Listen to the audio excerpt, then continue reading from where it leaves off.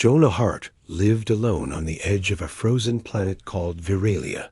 His small house was quiet, filled with old machines, spare tools, and the soft humming of the heater that kept the bitter cold away. He liked it that way. No noise, no questions. Just silence.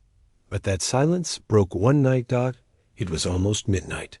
The wind outside was strong. Snow slapped against the windows like angry hands. Jonah sat in his workshop, working on a damaged drone. He was focused, eyes narrowed, when he heard it. Dot tap. Tap, tap. Dot he paused. It wasn't the wind. It sounded slower, softer, like someone scratching at the door. He frowned and stood up. Grabbing his old plasma torch, just in case, he walked to the front door. The tapping came again. But this time, it was followed by a sound that made his chest tighten. A weak, broken whimper. Jonah quickly opened the door. What he saw made him freeze. A small figure stood in the snow, shivering violently. Her skin was pale blue. Her long white hair was soaked, sticking to her face. She had feline ears on top of her head, twitching from the cold. Her eyes, wide and glowing, faintly looked up at him with fear and desperation. She wore almost nothing, just a torn silver cloth wrapped around her body. Her feet were bare, red from frostbite. She looked no older than 16. Before Jonah could speak, her knees buckled. He dropped the torch and caught her. "Hey, stay with me," he said. Heart racing. "Don't close your eyes, kid. You're safe now." She didn't answer. She had passed out in his arms. He carried her inside, placed her gently on the couch, and rushed to grab blankets, water, and a heater pad. Her body was ice-cold. Dot. As he covered her in layers, she stirred slightly and made a soft sound. Not a word. Just a tiny whisper from her throat, almost like a meow. Jonah stared at her, confused and worried. Dot. Who was she? Where had she come from? Why was an alien girl, clearly young and helpless, wandering in the middle of a deadly snowstorm? He checked. Outside again. Nothing. No ship. No footprints leading back. Just her own tracks coming from the forest. This doesn't make sense. He muttered. Dot back inside. The girl slowly opened her eyes. She stared at him. No fear now. Just silence. He knelt beside her. "I'm Jonah. You're safe here. Can you speak?" She blinked once, then shook her head slowly. He tried again. "What's your name?" No answer. Jonah sighed and stood up. "All right, you don't have to talk. Just rest. I won't hurt you." He turned down the heater so she wouldn't overheat. She watched him carefully, her cat-like ears twitching. Jonah poured warm water into a metal cup and brought it to her. She sniffed it first, cautious. Then she sipped slowly, like she hadn't had a drink in days. "Good," he said quietly. "You're gonna be okay." He sat down across the room, not wanting to scare her. He could feel her eyes on him, studying him. The silence returned, but it was heavier now, full of questions. Jonah's mind raced. A few weeks ago, rumors had spread through the colony. People said strange ships were seen landing deep in the forests. Lights flickered at night. Drones went missing. The Galactic Patrol claimed it was weather errors or sensor glitches. But Jonah didn't believe that. Dot looking at this girl now. He knew something was very wrong. She was too clean to be wild, too scared to be a criminal, and too human-looking to be from any known species nearby. But those ears, that glowing gaze, that tail that curled around her as she lay there. She was not from any place he'd ever heard of.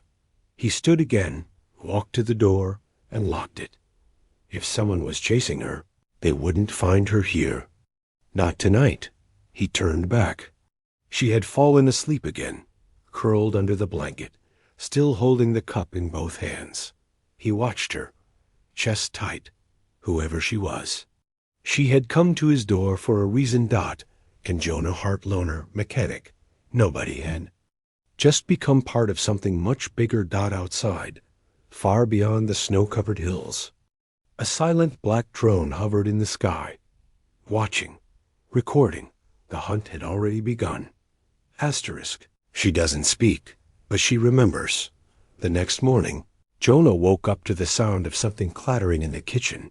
His heart jumped. He grabbed the plasma torch and rushed in only to find the alien girl standing barefoot on the cold floor, holding a metal bowl and staring at the cupboard like it was a puzzle. She didn't flinch when he entered. She just looked at him, eyes tired but calm now. "You shouldn't be walking," he said, lowering the torch. "You almost froze to death last night." She didn't answer, just tilted her head and gave a tiny shrug. Jonah sighed and gently took the bowl from her hands. "You hungry?" She nodded. He made her a simple meal, protein paste and warm broth. She ate like she hadn't touched food in days, but carefully, as if she'd been trained not to make a mess. Jonah sat across the table, watching her in silence. Her eyes were large and soft, with golden rings that glowed slightly in the dim light. Her cat-like ears moved with every small sound, and her tail wrapped tightly around her waist. Her body looked fragile, but there was something hidden, some quiet strength behind those trembling hands. He couldn't stop thinking about the symbol she had scratched into the dust last night while half asleep. He'd erased it quickly. It wasn't just a symbol, it was a mark he'd only seen once before, deep inside military archives during his days as a tech contractor. The crest of the Velari archives. A species long thought to be extinct, not because of natural disaster, but because someone had made sure they were erased. He stood up, went to a drawer, and returned with a data pad. He placed it in front of her. "Can you read this?" he asked. She looked down slowly. Her fingers moved across the screen. Then she paused, touched one symbol gently, then another, and then she began to draw. With slow, careful motion, she traced a shape, a spiral with two crossing lines. A forgotten language. A memory. Jonah's skin chilled. "That's it." "That's the same one," he whispered. She looked at him now, serious. Her glowing eyes locked with his, as if silently asking, "Do you know what this means?" "I know it's dangerous," he said. "And I know you didn't just end up here by accident." Suddenly, her ears twitched. She turned her head sharply toward the door. Jonah heard it too. A buzzing sound. Faint but getting louder. Drones. "Damn it," he hissed. He ran to the control panel and shut off all power. Lights died. Screens faded. The house went dark. He pulled her into the storage room and opened a hidden vent beneath the floorboards. "Get in," he whispered. She stared at him, unsure. "I'm not handing you over. Just trust me." She hesitated, then slipped inside. The vent. He closed the panel just as red lights flashed outside the window. A voice echoed through the speaker at his door. "Galactic enforcement. Routine search. Open immediately." Jonah opened the door slowly, trying to look casual. A tall officer in silver armor stood outside. 2 hover drones circled the house. Behind him, another soldier scanned the snow for tracks. "Any unusual sightings?" "Last night?" the officer asked. Jonah kept his voice calm. "Just a snowstorm, nothing else." The officer's visor glowed. He scanned Jonah's face for lies. "We're tracking a stolen asset. Possibly biological. Could be dangerous." Jonah shrugged. "I don't keep pets, if that's what you mean. Mind if we scan your house?"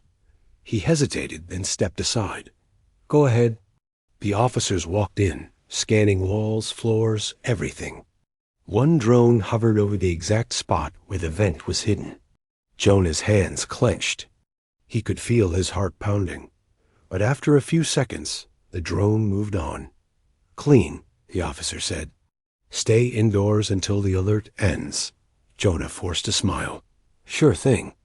They left Dot as soon as they were gone. Jonah sealed the door and dropped to the floor, opening the vent.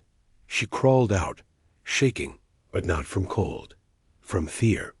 You're okay, he whispered. They're gone. She looked up at him, eyes filled with something between relief and sorrow. He sat beside her. You remember something, don't you? He asked gently. Something they don't want you to remember. She nodded. Dot then, for the first time. She opened her mouth, Dot, and said one word. Memory. The Hunters Arrive of your HFY story. Written in third-person style, simple basic English. Around 800 plus words, with suspense and intensity building. Part 3. The Hunters Arrive. The next 2 days passed in quiet tension. Jonah had turned off all outside signals. No communication, no tracking. The house was now isolated. He used only the backup generator and stayed away from windows. He told the girl, now named Luma, to remain hidden unless he called her. She nodded each time. Obedient, silent, but Jonah could see the fear in her eyes. It never left. Even when she drank warm soup or curled up under blankets, her body was always tight, ears flicking at the smallest sound. She didn't sleep much. And when she did, she shook in her dreams. Jonah wanted to help her more, but he didn't even know what she truly was. What he did know was simple. She was being hunted, Dot, and they were getting closer. It began again on the third night. Jonah was checking the perimeter sensors when he heard a sudden crack.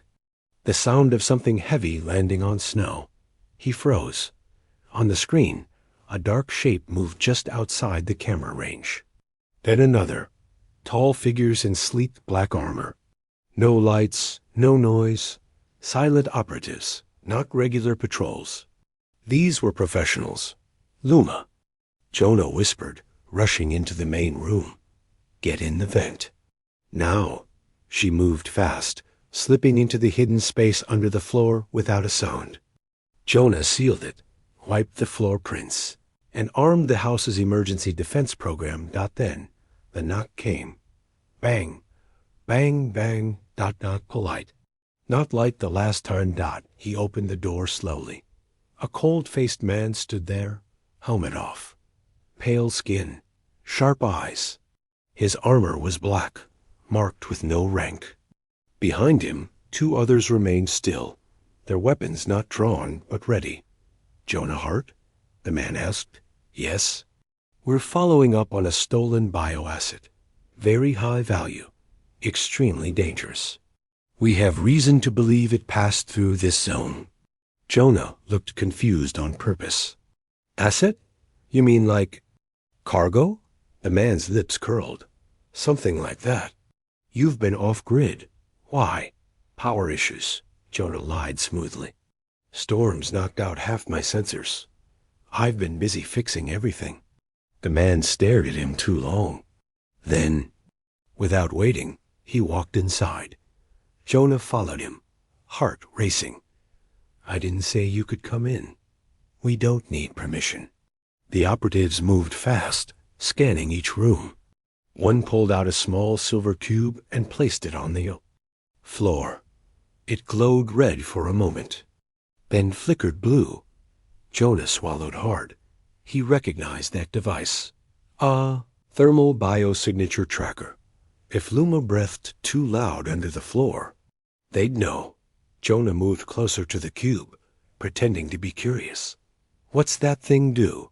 The man raised an eyebrow. Just checking for pests. Jonah laughed nervously. Don't worry, no rats in this house. The cube buzzed. One of the soldiers looked up. Double quotes, sir. Minor signature spike beneath the floor. Jonah's blood went cold. The lead hunter turned to him slowly. Care to explain? Jonah forced a chuckle. Yeah. That's probably my battery core. Old unit down there. Gives off heat sometimes. Open it. Jonah stood still, What? Open the panel, now. The room was quiet. Jonah's fingers twitched near the emergency override button under the table. One press, and every defense system in the house would fire, but it wouldn't be enough. Not against these guys. He had one option: stall. I'd need tools, he said. The bolts are old. The hunter's expression didn't change. He took a slow step forward. Suddenly, the floor beneath them thumped just once. Quiet, but enough. All three soldiers turned at once. Jonah reached for the override. The lead hunter shouted, "She's here." The cube turned red before Jonah could hit the button. The hunter grabbed him by the collar and slammed him against the wall. "Where is she?" Jonah gasped, struggling. "She's just a girl. She's scared. She's property." The other operatives moved toward the vent. Then boom. The far wall exploded as a flash charge went off. Smoke filled the air. Red warning lights flashed. Jonah hit the override. Metal shutters slammed down across doors and windows. Hidden turrets popped out, firing electric pulses at the soldiers. One was hit and dropped. Luma burst out from the floor, her eyes glowing. Bright gold now. She didn't scream. She just raised her hands and released a wave of white light. The hunters froze literally. Their armor systems jammed. Visors cracked. Their bodies locked in place. Jonah dropped to his knees, staring. "What did you just do?" Luma turned to him slowly. Her voice soft and shaky spoke again. "Not weapon, memory keeper." Then she collapsed. Jonah rushed forward, caught her just before she hit the ground. Her body was burning hot now, as if she drained all her energy. He looked at the frozen soldiers still upright, stuck like statues. His house was in ruins. Smoke filled the air, but his decision was made. He would protect her. No matter the cost. Asterisk. Her secret awakens. Jonah sat beside the couch, his arms crossed, eyes staring at the quiet figure wrapped in blankets.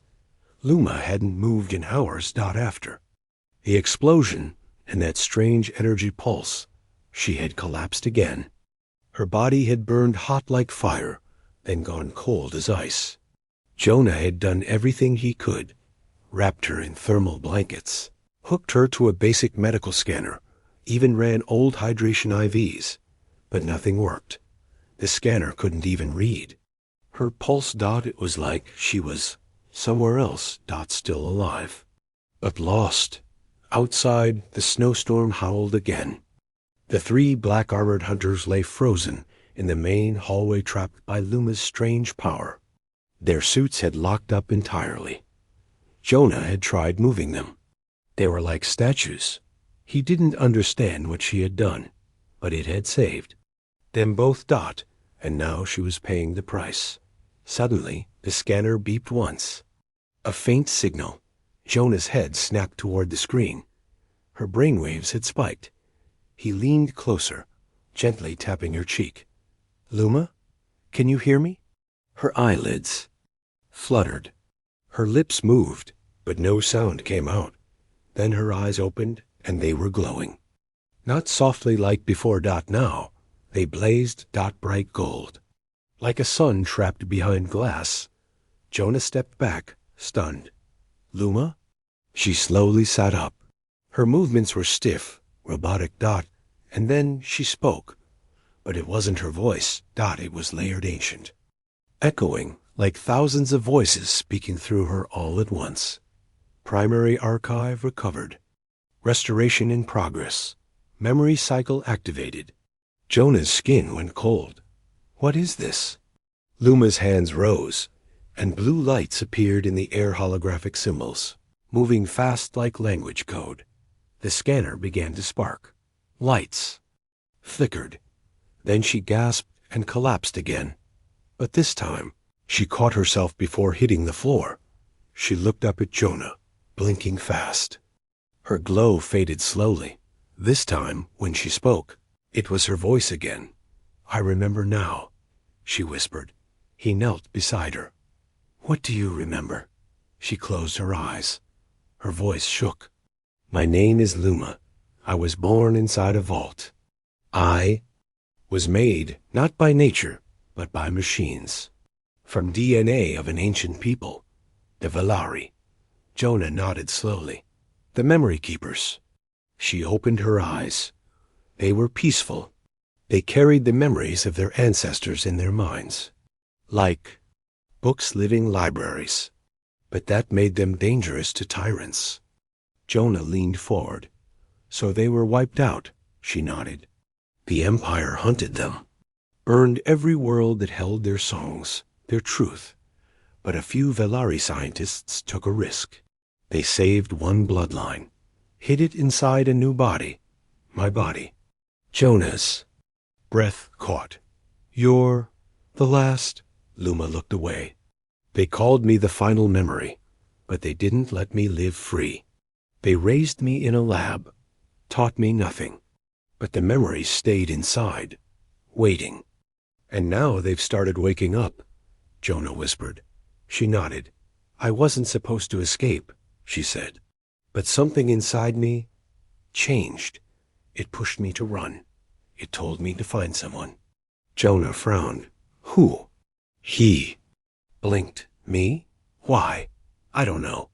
But the memory said, "Trust the fixer. You fix things." Jonah gave a bitter laugh. "I fix broken machines, not people, not ancient alien archives." "But you didn't turn me in," she said. "You helped me." He looked at her for a long time, then nodded. "I guess I did." A loud beep interrupted. The moment Jonah turned to the console. A ship had just entered orbit, large, heavy, and marked with the crest of the Galactic Intelligence Division. He cursed under his breath. "They found us." Luma stood up. "They're here for me. But now I remember how to hide." She reached into the air and pulled down a glowing thread-pure light. She wrapped it around her wrist, and the glow faded. Her skin dulled slightly. Her ears shrank just enough to pass as human. Her eyes lost their gold shine. Jonah stared. What did you just do?" "Memory veil," she said. "A gift from my ancestors. It hides the truth, but only for a short time. Then let's use it." He grabbed a pack, stuffed it with medkits and supplies. "We can't stay here," he said. "They'll burn this place down." Luma looked back at the sleeping hunters. "What about them?" "They'll wake up," Jonah said. "And they'll be angry," Luma nodded. "Then we go." The two slipped out the back, through the forest. Jonah led her through old mining tunnels, away from the signal scans of the incoming ship dot. As they moved through the dark, Jonah asked quietly, "You said the memories are waking up. What happens when they're fully awake?" Luma didn't answer at first thought. Then she whispered, "Then I'll stop being just one girl and become thousands." Jonah said nothing after that. But deep inside, he knew this was no longer just about protecting her dot. It was about protecting what she carried, the truth of an entire people, and a weapon made of memory. The feline archives. Jonah and Luma moved quickly through the old tunnels. The walls were cold and wet, lined with rusted pipes and flickering lights. These tunnels were from the early mining days, long before the colony became part of the galactic. Trade route dot, nobody used them anymore. That made them the perfect hiding place dot. As they walked, Luma leaned against the wall. She was tired. Her steps were slower. The memory veil had taken a lot of her strength. Jonah noticed. "Sit down. We rest 5 minutes." Luma gave a small nod and slid down to the floor. Her golden eyes were dim now, but still sharp. She rapped her arms around her legs and stayed quiet. Jonah sat beside her. He opened his old compad and connected it to the mining network. It still worked, barely. He searched for old maps, hiding spots, anything they could use. Luma watched silently. Then she spoke. "There's a place A name I remember now. Not from my own life, but from their memories. Jonah looked at her. Where? She closed her eyes. The feline archives. He blinked. That's not a location. That's a myth. No, she said softly. It's real. My creators, the Velari, were not only memory holders. They were record keepers. Hidden across the stars, they stored copies of their histories, art, knowledge. In secret places, Jonah nodded, like living libraries. Yes, she said. Each one was guarded by someone like me. But smaller, simpler, grown only to carry memory, not protect it. Jonah frowned. Then why you? Because I was the last, she whispered. They combined all their knowledge into one being, one final memory vessel. He leaned forward. And this archive, do you know where it is? Luma nodded. Not exactly, but I feel it.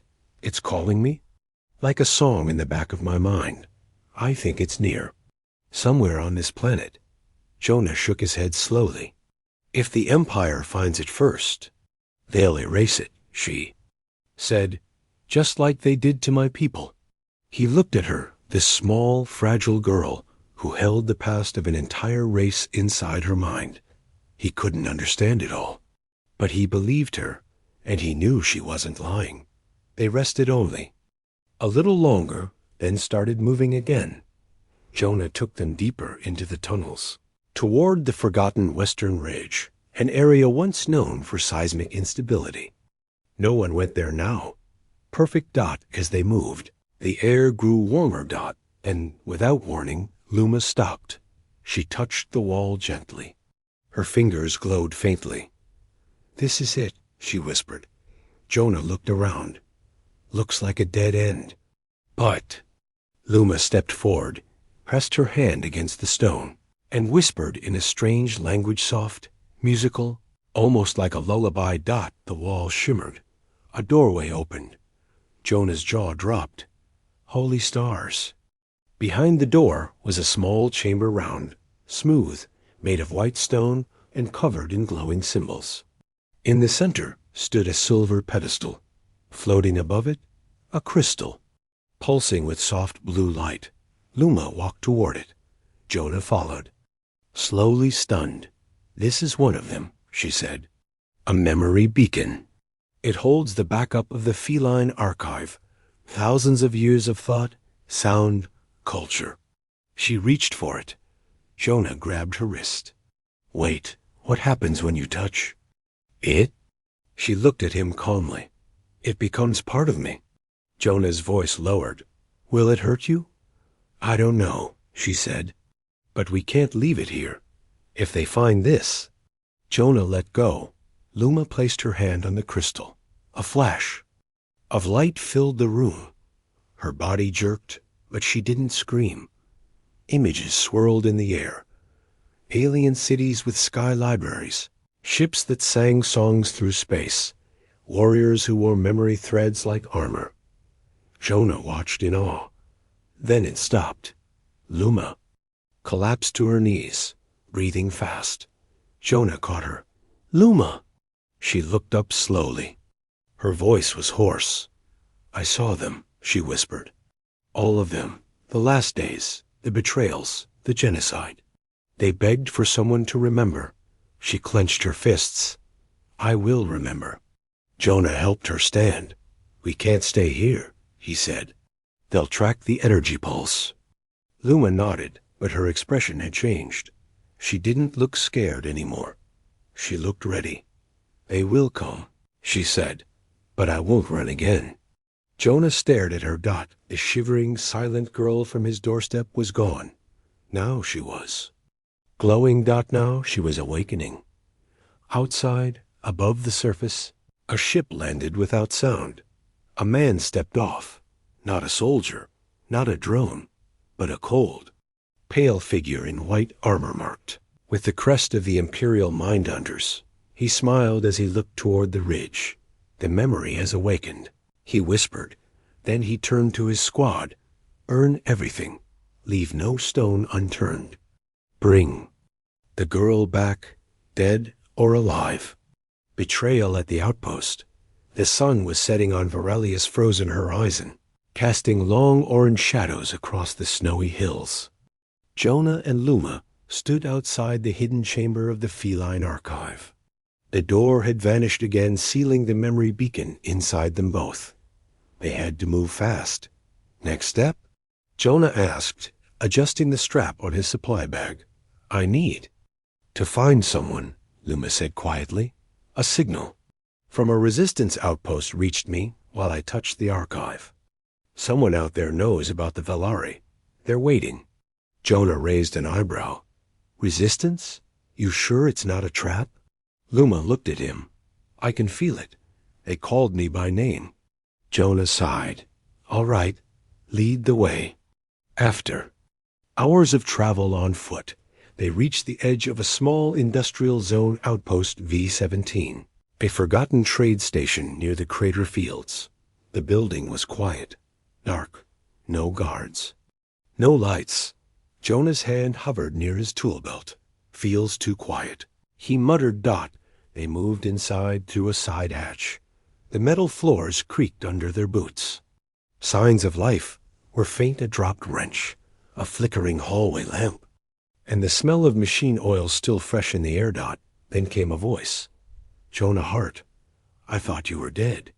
He spun around. A woman stepped out of the shadows, wearing a patched jacket with the red triangle of the underground network on her shoulder. She was tall, sharp-eyed, and carried a laser pistol on her belt, like it was part of her hand. Rena? Jonah said, shocked. You're with the Resistance now? Surprised? She said with a smirk. Someone's got to keep the truth alive. Then she looked at Luma. Her smirk vanished. She's the one. Luma stepped back, nervous. Jonah moved between them. How do you know about her? Rena's expression softened. Because we've been watching the skies. We picked up the ancient Velari pulse 2 days ago. Thought it was a myth until now. Luma spoke, her voice quiet. You believe me? Rena nodded. I do. And we're going to protect you. They followed Rena to a hidden room beneath the outpost, a command center filled with old tech, scattered maps, and encrypted data drives. We've been waiting for something like this, she explained. The Empire's grip is tightening. They erase knowledge, rewrite history. But with her memories, we could light the whole galaxy on fire. Jonah frowned. That sounds dangerous. Rena looked serious. Revolution always is. Luma hesitated. I don't want war. I want truth. And truth, Rena said, is a weapon. As Rena prepared a small transport ship to take them deeper into Resistance territory, Luma sat near the window, watching the stars. Jonah joined her. You okay? He asked Dot. She nodded. But something's wrong. What do you mean? I don't feel safe here, she whispered. Jonah looked around. The place seemed secure. Seemed Dot, but Luma's instincts had saved them before. He stood up and went looking. In the hallway, he found a strange panel, slightly open, leaking heat. Behind it, a blinking light. A transmitter. He cursed and ran back. To Rena, we've been tagged. She looked up from the ship console. What? There's a hidden beacon. Someone here called them. Before she could respond, the ground shook. Boom. Dust fell from the ceiling. Lights flickered. Boom. An explosion rocked the east wing. Jonah grabbed Luma. Run!